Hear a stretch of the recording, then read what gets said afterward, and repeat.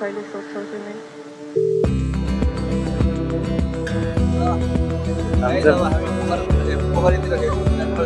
हामी भर्खर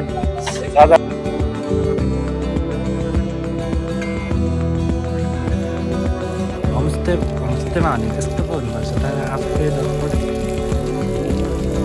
नबोलेको धेरै भयो मनमा सम्झि नै रहे तिमी एक्लै हुँदा कहिले सोच्छौ के मेरो बारे खानपिन भइसक्यो फेरि यात्रा सुरु आफ्नो सामान त सुरक्षा आफै गर्न होला मैले चाहिँ फोन चार्ज गरेको छु होइन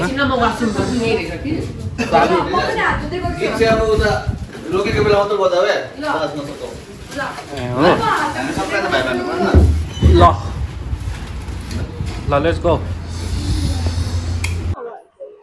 ओके हाम्रो यहाँ भेटारमा राम होटेलमा थुक्पा खाएर मिठो थुक्पा पाउँछ अनि यहाँ थुक्पा खाएर हामी सुरु भयो फेरि यात्रा अब सिधै बाटोमा स्टप हुँदै जाने यता राजा रानी गएको हामी चाहिँ थाहा छैन भने मैले भनिदिएको चाबी खोयो होटेल हो लेट्स गो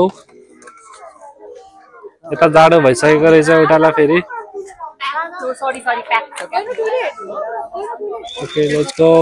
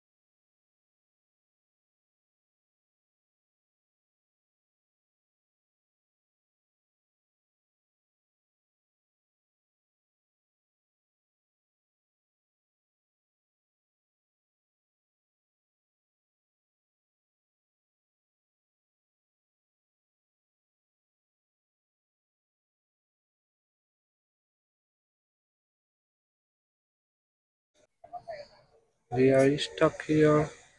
अच्छा यहाँ बिचमा छु हाम्रो केटाकेटी पछाडि छ त्यो गाडीले डिस्टर्ब गरिरहेछ बाफ्रे यस्तो कालोमा यादव इसे भेजो एकदम जा रास्ता बंद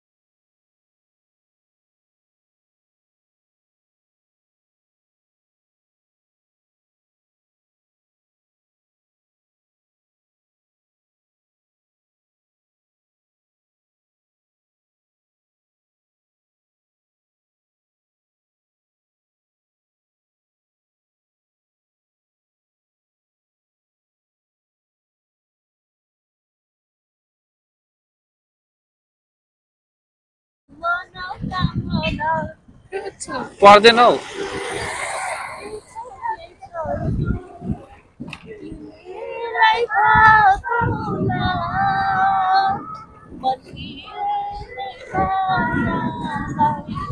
ओ नेपालको झन्डा कति धेरै नेपालको झन्डा झन्डा झन्डा फाइट गाइस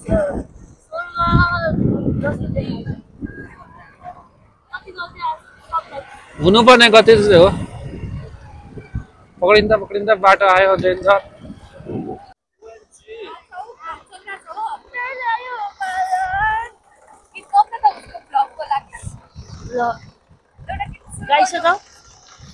सुरु गरौ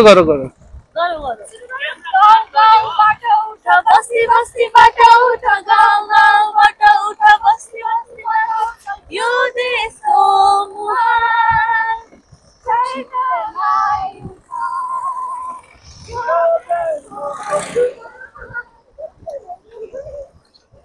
हातमा कलम हुनेहरू कलम लिएर उठ बाजा बजाउन जान्नेहरू बाजा लिएर उठ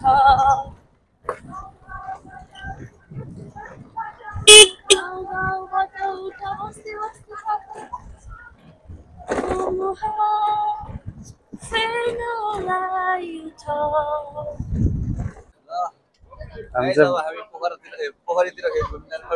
हामी भर्खर राजारानी आइपुग्ने यहाँ उतो पुल अरे ए पुल पो भन्दो रहेछु म चाहिँ फेरि पुल भन्दो रहेछु क्या हाम्रो चाहिँ अब आछु साँच्चै पोल्न नपाउने भएको कारण यो अब हामी ढोजे डाँडा फर्किनु पर्ने भयो अब यहाँ बस्नु नमिलेर हामी ढोजे डाँडा फर्किनु बस्नु त मिल्छ तर मासु सासु पोल्नु मिल्दैन अरे त्यही भएर ढोजे डाँडा नै फर्किने हाम्रो डिसिसन भयो अब एकछिन पोखरीमा जाने बोटसट खेल्ने अनि फर्किने राजा रानीको राजा ताल अरे खै कहाँ लेख्छ मावरा रानी ताल लेखिरहेको बनाइदिनु भएको त शान्ति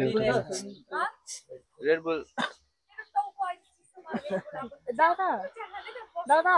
हजुरलाई यस्तै छ राजा रानीको ताल अब बोट खेलौँ भनेको बोट छैन जस्तै छ त्यति पानी चाहिँ धेरै फोहोर रहेछ धेरै ठुलो भएको रहेछ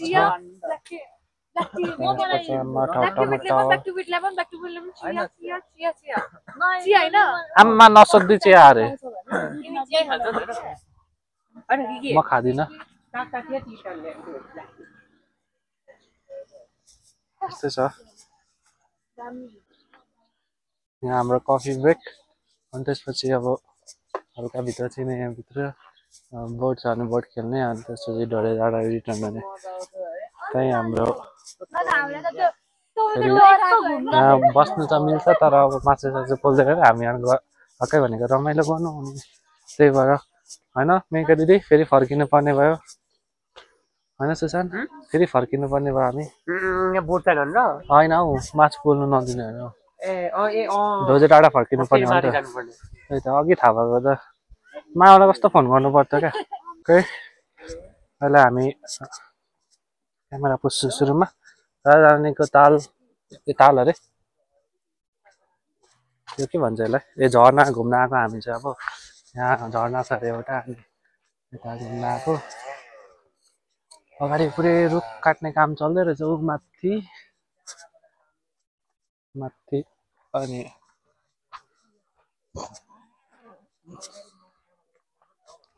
अब कति पर हो झर्ना थाहा छैन मलाई चाहिँ म चाहिँ फर्स्ट टाइमै हो अब यहाँ हाम्रो गाइडहरूले लाँदैछ आज म टुरिस्ट उता गाइड हो यता ऊ सर्पहरू बनाएको रहेछ मूर्ति खेल्दैछ बच्चाहरू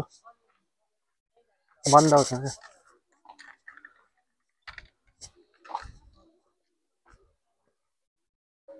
यस्तै छ अब यहाँ झर्नामा पुगेर हेर्नुपर्छ लेट्स गो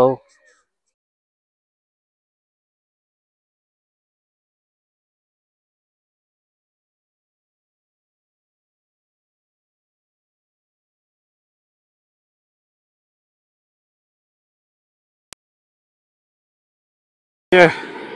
झर्नाको बाटो चाहिँ के हो कसरी हिँड्नुपर्ने हौ आवाज सुन्न सक्नुहुन्छ हाम्रो पानीको आवाज अगाडि यस्तो पुल पनि रहेछ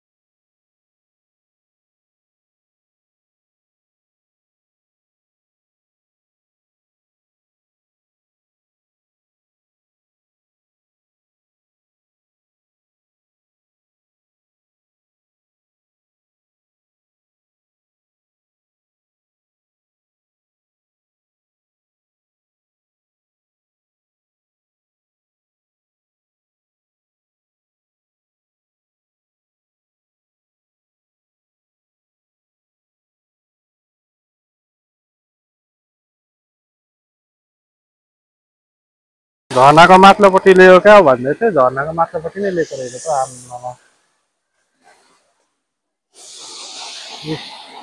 अब यहाँ तल जानुपर्ने र अझै यस्तो रहेछ झर्ना अब यतादेखि तल जाने मेरो अर्को माइकको चार्ज सकियो जस्तै छ अब अर्को माइक निकालेँ यो चल्दैछ यो माइकको चार्ज चाहिँ अलिक छिटो सकिन्छ जस्तो लाग्यो है यो बाटो चाहिँ के हो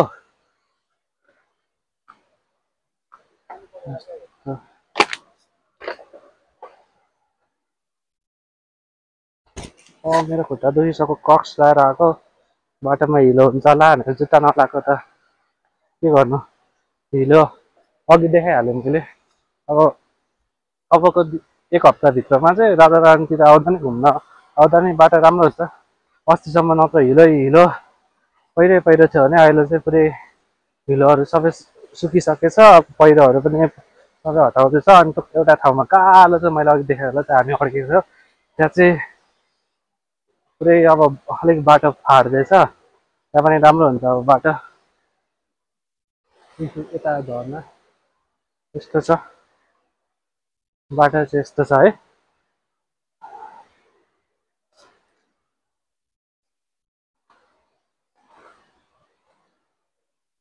है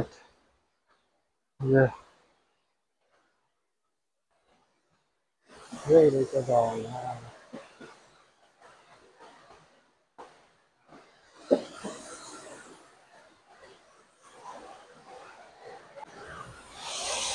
हामी चाहिँ झर्ना आइसक्यौँ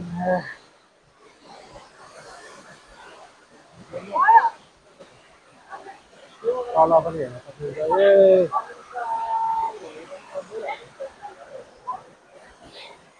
पानीको आवाज सुन्न सक्नुहुन्छ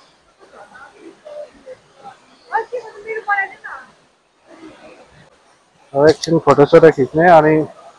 फोटो भिडियो गरेर खिच्ने गर्ने अब भिडियो देखिसक्नु यो झर्ना यो अब एकछिन हामी फोटोसोटो खिच्छौँ अनि त्यसपछि अब फेरि हामी लाग्छौँ ब्याक टु धोतेडाँडातिर अब अहिले भेट्नुपर्छ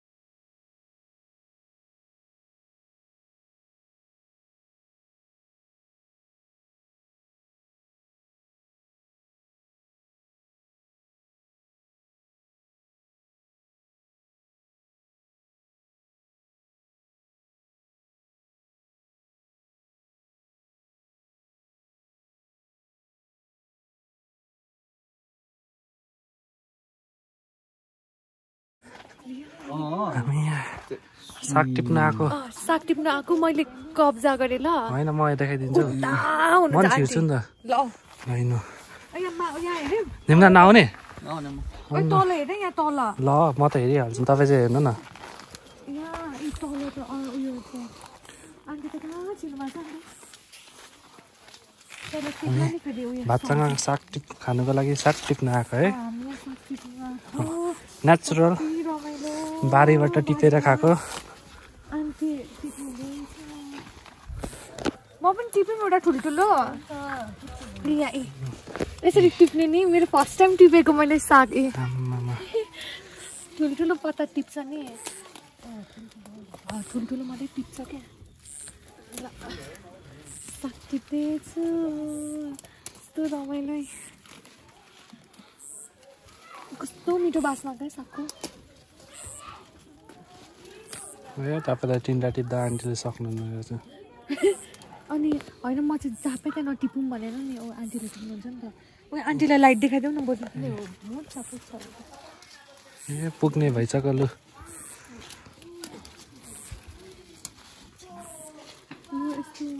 पानीले हालेर क्या दुलो दुलो परेको पानी यो बिसादी हुँदैन नि त हामी त साग पनि खान पाइँदैन है अहिले त यो त बिउ राख्नु भएको होला नि यो खोर्सानी बिउ राखेको होइन टिपौँ एउटा एउटै त छ धन्यवाद म भातसँग खान्छु ल आमा पिरो खानु नसक्ने भन्ने भातसँग खान्छु अरे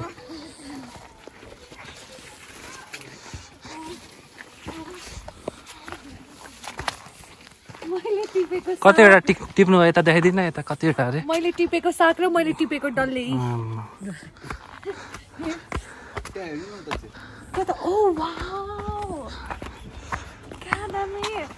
Look at this view. म आउनु पर्यो होमस्टेमा भनेको यस्तो पो हुनुपर्छ त आफै डटपट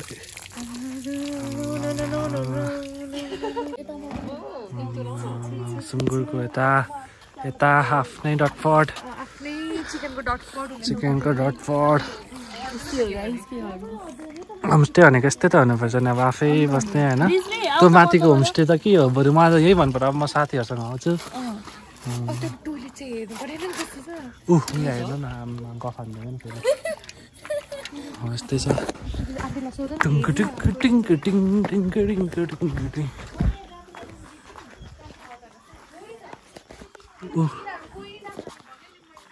इसारा काफी